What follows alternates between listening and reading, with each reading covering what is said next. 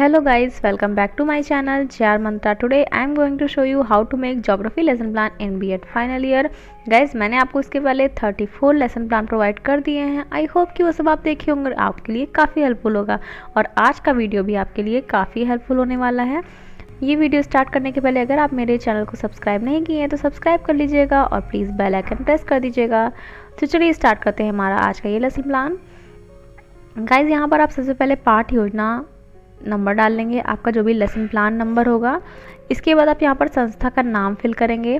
आपका जो भी टीचिंग स्कूल होगा, आपकी टीचिंग जिस स्कूल में लगी होगी, आप उस स्कूल का नाम लिख लीजिएगा. इसके बाद यहाँ पर आप छात्राध्यापक या छात्राध्यापिका का नाम, यहाँ पर आप अपना नाम फिल कर लेंगे. इसके बाद आपका आता है इस तरीके से स्ट्रक्चर, और स्ट्रक्चर में आप लिखेंगे दिनांक, कक्षा, वर्ग, विषय, उप विषय, चक्र और अवधि. आपकी टीचिंग स्टेट में लगी होगी, आप वो डेट लिख लीजिएगा. इसके बाद कक्षा 6, 7, 8, 9 में आप पढ़ा सकते हैं. वर्ग में आपका हो जाएगा सेक्शन, किस सेक्शन में आपकी टीचिंग लगी है. और आपका विषय होगा सामाजिक विज्ञान और उप विषय होगा आपका भूगोल. और चक्र में कौन सा पीरियड लगा है आपका, किस क्लास में. और इसके बाद आपका है अवधि में आप 40 मिनट फिल कर लेंगे. और आज का टॉपिक है, आज का प्रकरण है यातायात के साधन, जो कि ज्योग्राफी का टॉपिक है. इसके बाद आता है आपका सामान्य उद्देश्य. सामान्य उद्देश्य क्या है? छात्रों को भौगोलिक ज्ञान करना. देखिए, सामान्य उद्देश्य क्या होता है गाइस, आपके भूगोल शिक्षण से आप बच्चों में क्या क्या चीज़ें डेवलप करते हैं, यही होता है आपका सामान्य उद्देश्य. तो यहाँ पर देखिए, छात्रों को भौगोलिक ज्ञान कराना, छात्रों में प्रकृति के प्रति प्रेम उत्पन्न करना व प्राकृतिक संसाधनों का ज्ञान कराना, छात्रों की मानसिक शक्तियों का ज्ञान कराना, छात्रों को जीविकोपार्जन के योग्य बनाना, भौगोलिक परिस्थितियों का मानव जीवन पर पड़ने वाले प्रभावों का ज्ञान कराना, छात्रों में स्वदेश प्रेम की भावना का विकास करना, छात्रों में अंतर्राष्ट्रीय अवबोध एवं सहयोग की भावना का विकास करना, छात्रों को भावी विश्व नागरिकता का प्रशिक्षण देना. तो ये हो गया आपका सामान्य उद्देश्य. इसके बाद आता है आपका विशिष्ट उद्देश्य. ये क्या होता है गाइस, आपके भूगोल शिक्षण के अंतर्गत आप क्या टॉपिक पढ़ा रहे हैं, यातायात के साधन. तो ये टॉपिक पढ़ाने से आप बच्चों में क्या क्या चीज़ें डेवलप कर सकते हैं, यही होता है आपका विशिष्ट उद्देश्य. तो यहाँ पर देखिए, आपके 3 उद्देश्य होते हैं: ज्ञानात्मक उद्देश्य, बोधात्मक उद्देश्य और प्रयोगात्मक उद्देश्य. ज्ञानात्मक उद्देश्य में आप 2 पॉइंट्स लिखेंगे. छात्र यातायात के साधन के बारे में जानकारी प्राप्त कर सकेंगे, छात्र यातायात के नियम के बारे में जान सकेंगे.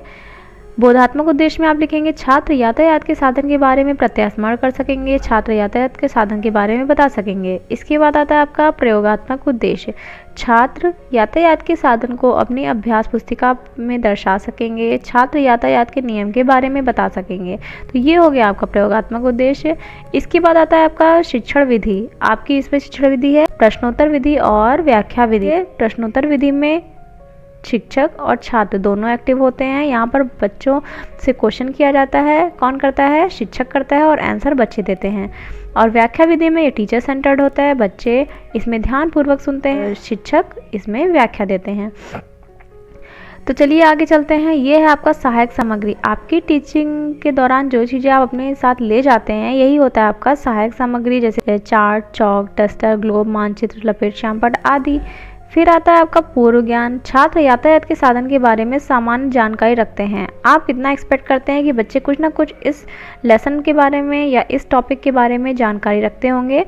फिर आया आपका प्रस्तावना के प्रश्न. गाइस, प्रस्तावना के प्रश्न क्या होता है, आप बच्चों से कुछ इजी क्वेश्चन पूछते हैं जो उनके रियल लाइफ से रिलेट करता हो, जो उनके पूर्व ज्ञान से रिलेट करता हो, ताकि बच्चे उसका आंसर दे पाएँ और आगे आके आपका समस्यात्मक आ सके. तो यहाँ पर देखिए, आपका क्वेश्चन होगा, आप सब्जी, अनाज, कपड़े, दूध कहाँ से खरीदते हैं. तो बच्चों के लिए काफ़ी इजी क्वेश्चन है, तो बच्चे आंसर दे पाएंगे. बाजार से खरीदते हैं.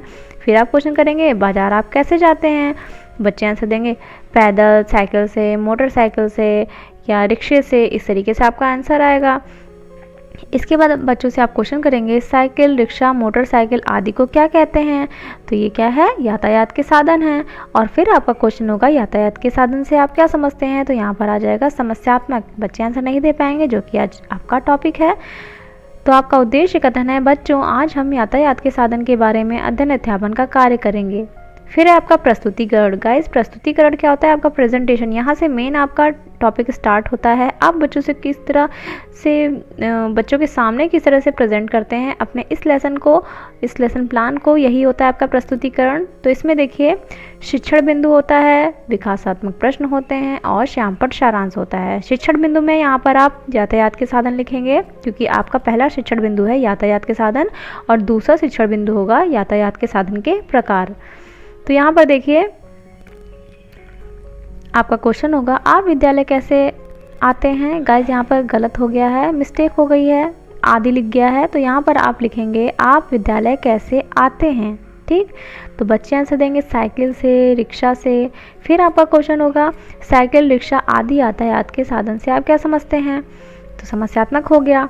फिर है आपका छात्राध्यापिका कथन। यहाँ पर आप छात्राध्यापिका कथन कहेंगे। यातायात का मतलब किसी व्यक्ति या वस्तु का एक स्थान से दूसरे स्थान तक यात्रा करने के लिए जिस साधनों का प्रयोग किया जाता है उसे यातायात के साधन कहते हैं।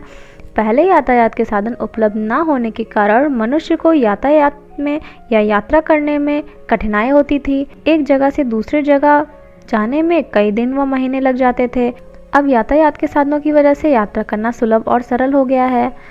यातायात के साधन 3 प्रकार के होते हैं, स्थल मार्ग के साधन, जल मार्ग के साधन, वायु मार्ग के साधन। तो यहाँ पे आपका पहला शिक्षण बिंदु एंड होता है। तो यहाँ पर गाइस आप श्यामपट्ट सारांश कर देंगे। आप बच्चों को पढ़ाते रहेंगे, बच्चों को व्याख्या देते रहेंगे और श्यामपट्ट पे ब्लैक बोर्ड पर कुछ ना कुछ वर्क करते रहेंगे ताकि बच्चों को आसानी से समझ में आए। तो कुछ आप इम्पोर्टेंट पॉइंट्स को ब्लैक बोर्ड पर लिख देंगे। फिर है आपका बोध प्रश्न। बोध प्रश्न क्या है?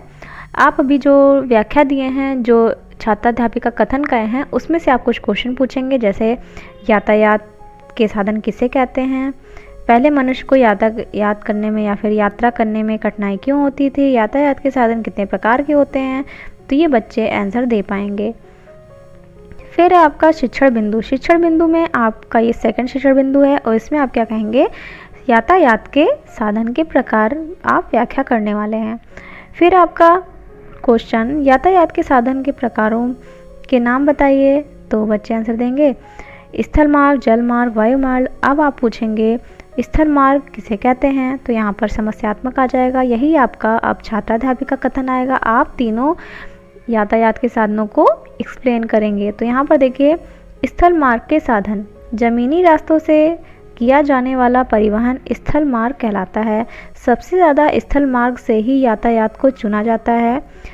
यह कम दूरी के लिए स्थल मार्ग अनुकूल है। फिर है आपका जल मार्ग, जिसमें एक स्थान से दूसरे स्थान तक जाने के लिए समुद्र या नदी का उपयोग किया जाता है, उसे जल मार्ग का साधन कहते हैं, जैसे नाव, स्टीमर, पानी का जहाज आदि। फिर है आपका वायु मार्ग के साधन, जिसमें एक स्थान से दूसरे स्थान जाने के लिए आकाश मार्ग या हवाई मार्ग का प्रयोग किया जाता है, उसे वायु मार्ग के साधन कहते हैं। जैसे हवाई जहाज एवं हेलीकॉप्टर जिस रास्ते से उड़ते हैं उसे वायु मार्ग, तथा जिस स्थान से उड़ान भरते व उतरते हैं उसे हवाई अड्डा कहा जाता है। आई होप गाइस काफ़ी इजी तरीके से मैंने लिखा है, आपको समझ में भी आ रहा होगा और आप बच्चों को आसानी से समझा भी सकेंगे। और गाइस यहाँ पर आप श्यामपट्ट सारांश में इंपॉर्टेंट पॉइंट्स लिख देंगे कि यातायात के साधन कितने प्रकार के होते हैं। देन आप guys please like share and comment ज़रूर कर दीजिएगा, भूलिएगा मत।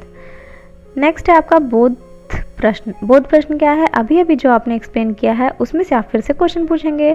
ट्रेन किस प्रकार का यातायात का साधन है? तो बच्चे आंसर दे पाएंगे स्थल मार्ग के साधन है। फिर आपका क्वेश्चन होगा जल मार्ग के साधन कौन है?